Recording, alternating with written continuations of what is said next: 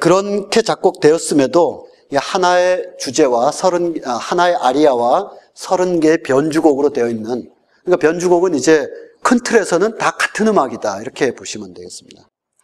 정말 이 이야기가 빠지면 그냥 우리는 지금까지 음악 기법을 완성한 아버지 바하밖에 모르게 되는 겁니다. 이 말씀을 드려야 되겠는데요. 제가 일부러 여러분들 쉽게 이해하실 수 있도록 그림 하나를 위에다 배치해 놨습니다. 이 그림의 실제 폭은 한 요 정도 됩니다. 길이는 여기서 저 벽을 뚫고 지나갈 긴 그림입니다. 이 그림은 끝부분입니다. 우리 동양의 그림은 오른쪽에서부터 보게 돼 있죠.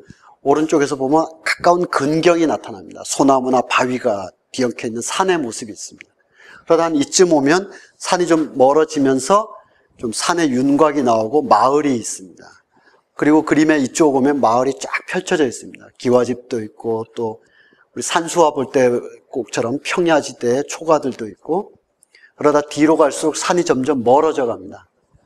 그리고 나중에 낙관이 있듯이 이게 끝부분인데요. 장려하게 쫙 멀어져 가는 그림인데, 이 그림이 바로 강산무진도라는 그런 유명한 그림이죠. 이인문이라는 사람이 왜 그렸을까, 이 그림을? 당대의 군주의 이념을 표현하는 겁니다. 당대 군주가 생각했던 자신의 새로운 이상, 이런 것을 꼭 군주의 명령을 받았다, 이런 걸 떠나서 그 시대가 합의했던 어떤 그 시대적인 정세 패러다임, 여기에 이제 그림에 표현하는 거죠. 이거 풍경화가 아닙니다. 이렇게 흔히 말하는 실경산수화, 어딜 보고 그린 게 아니라 이 시대 때, 이인문 시대 때의 선비나 군주가 가졌을 법한 이상적인 사회와 미래적인 어떤 모습을 표현하기 위해서 쫙 그린 그림입니다. 예를 들면 안견의 목류도원도 이런 것이 그렇죠. 더 이상 군주의 꿈이 사라진 어느 대군이 간밤에 꿈을 꾸고, 야, 견아 와봐라. 그래서 내가 이런 꿈을 꿨는데 한번 그려봐라. 이게 무슨 꿈 해몽 이런 게 아니라 군주가 되지 못한 어느 대군의 유토피아에 관한 욕망이 목류도원도에 그려져 있는 것처럼, 이 무렵은 동서양을 막론하고 다들 위대한 마스터피스 걸작은 그러한 군주들의 꿈, 그게 개인 군주라기보다는 그 시대의 어떤 소명 이런 것이 나타나는 거죠. 어쨌든 300년 전쯤에 이 무렵의 군주들, 중부 유럽의 군주들은 자기가 의지를 가지고 뭔가 이 도시와 시민을 활성화시키려고 노력을 한 것입니다. 이 드레스덴에 있는 군주의 행렬이라는 거대한 모자이크 패널도 있고요. 러시아의 어느 군주가 모스크바가 이게 너무 유럽에서 동떨어져 있다. 그래서 발트해에 우리로 치면 강화도 같은 섬에다가 오두막을 짓고 신도시를 만들기 시작하죠. 30년에 걸쳐서.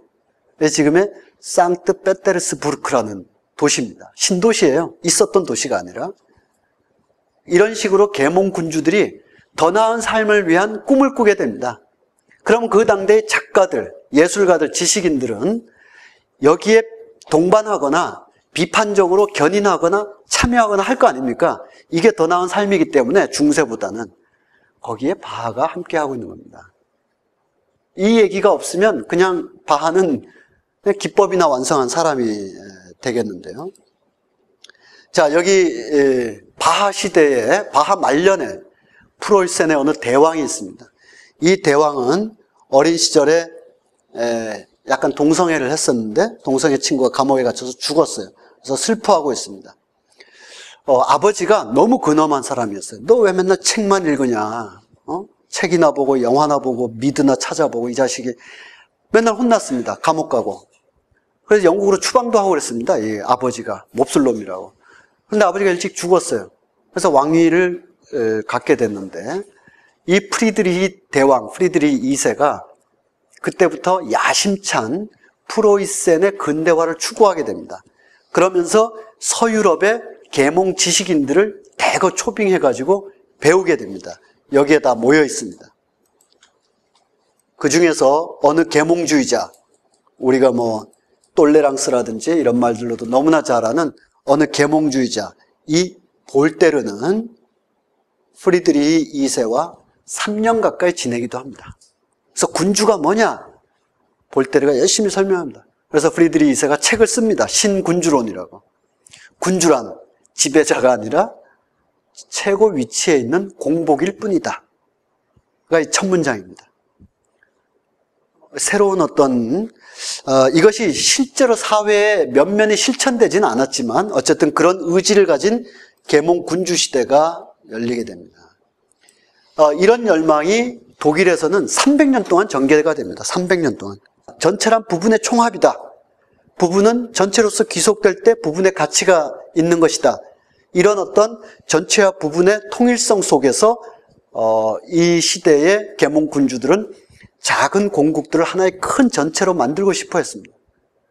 그래서 일단 프리드리히 대왕은 프로이센을 만드는 거죠.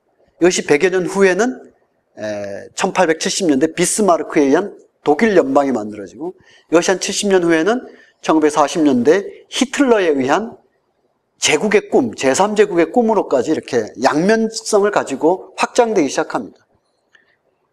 자, 여기 중요한 역사화가 있습니다. 저는 가급적 증거를 가지고 설명하고자 합니다. 프리드리히 대왕이 플루트를 불고 있습니다. 아마도 바하가 제시했다고 하는, 프리드리히 대왕이 바하를 부릅니다. 야, 내가 이런 테마가 있는데 작곡해봐. 굉장히 난해한 테마입니다. 그걸 가지고 바하는 돌아와서 잘 작곡해서 바칩니다. 이게 음악의 헌정이라는 최후의 걸작인데요. 후반기의 걸작인데, 이것도 뭐 조잡하게 설명이 많이 돼 있습니다. 그 설명 다 어처구니 없는 것이고, 바하가 프리드리히 대왕을 만나게 된 배경에는 첫 번째, 자기 아들이 이 프로이센에서 음악으로 봉직하고 있는데 아들이 좀 더 잘 인생이 펼 수 있도록 좀 청원도 할 겸 가는 것이 있었습니다. 또 아들은 이제 저쪽에서 노년이 되신 아버지, 눈도 점점 멀어가고 마지막으로 이 정치의 중심이자 문화의 중심인 베를린으로 와서 이 프리드리히 대왕과 마지막을 좀 교감했으면 하는 그런 것도 있었습니다. 게다가 프리드리히 대왕은 저 아래쪽에 바흐라는 불멸의 음악가가 있는데 자기와 한번 이런 조화의 꿈을 꿔보고 싶었던 것이 서로 상존하는 겁니다. 물론 아까 이인문이나 안견이나 이런 화가들이 당대의 정치의식을 온전하게 자기 몸으로 육화해서 그것을 고스란히 그림에다 남기지 않은 것처럼 바하의 음악을 다 이런 식으로 역사적 문맥으로만 해석하기는 어려운 부분이 있을 겁니다. 하지만 어쨌든 그들이 의식했든 안 했든 간에 안견의 그림이 그렇듯이 이인문의 그림이 그렇듯이 바하의 음악은 계몽 군주와 더불어서 낙후한 중세에서 근대적 사회로 이행하고자 했던 중부 유럽인들의 꿈이 담겨 있는 것이다. 그렇기 때문에 음악의 아버지라고 할 수 있다. 기법을 완성해서라는 것은 좀 부차적이다. 음악당에 티켓 끊고 온 사람들을 위해서 작곡한 곡이 아니에요. 거기서 이 선제우들과 귀족과 지식인들과 시민들이 이 음악을 어떤 질감으로 들었을 것인가. 이것이 우리가 상상력이 필요한 대목이죠.